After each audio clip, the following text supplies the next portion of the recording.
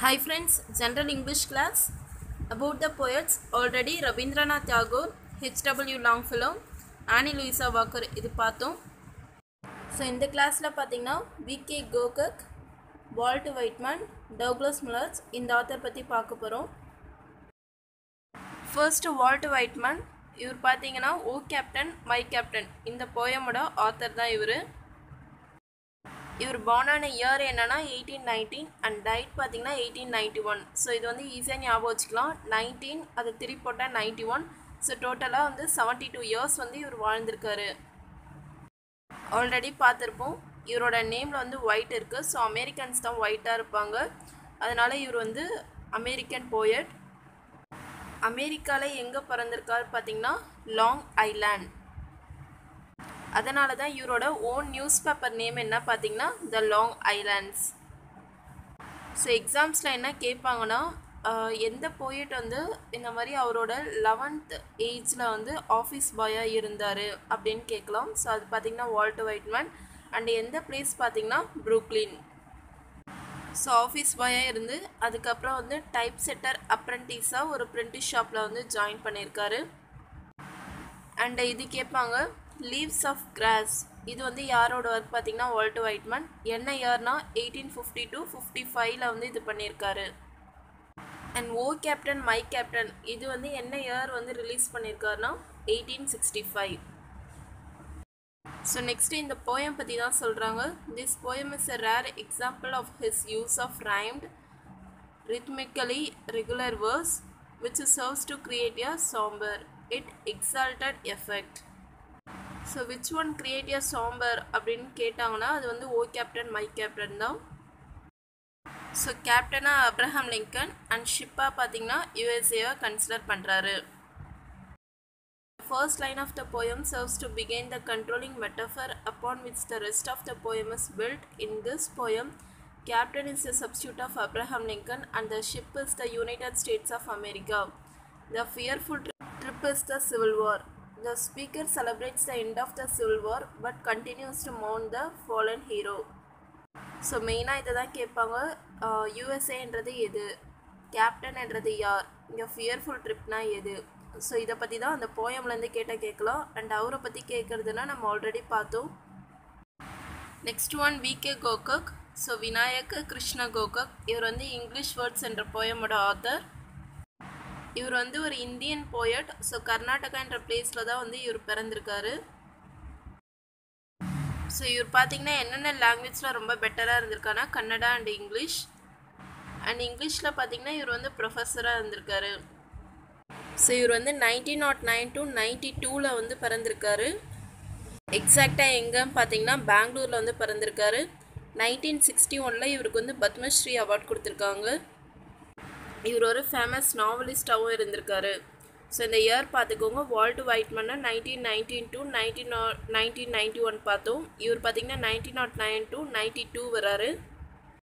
Next one Douglas Mullers. So இவர் பார்த்தீங்கன்னா B the best என்ற போயமோட author.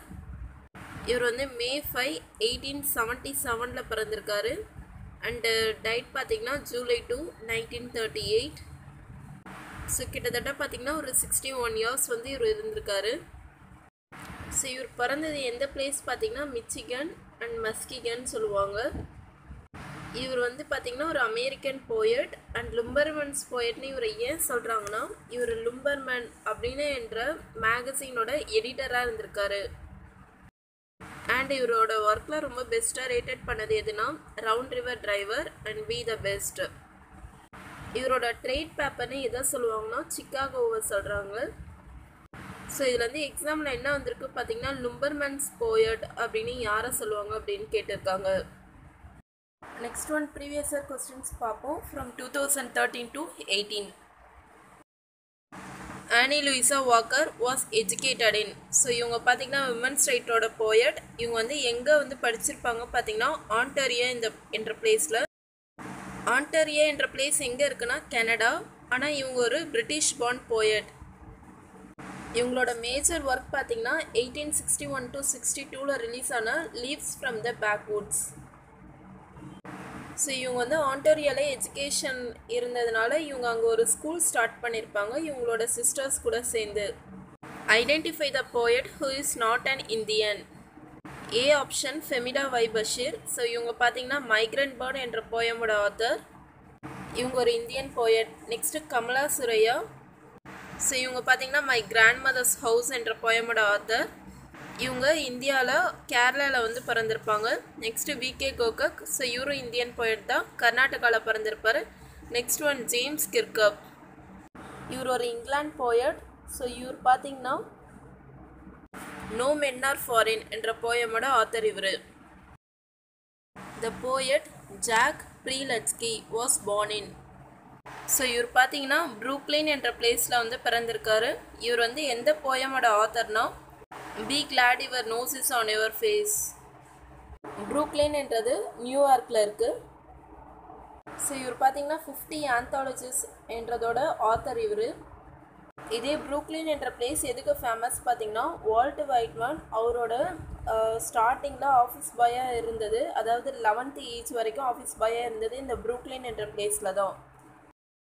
When was Rabindranath Tagore born? So Rabindranath Tagore பார்த்தீங்கன்னா 7th May 1861. ஆனால் புக்கில் வந்து 6th May தான் கொடுத்துருக்காங்க. ஸோ இதை வந்து கரெக்டாக பார்த்துக்கோங்க.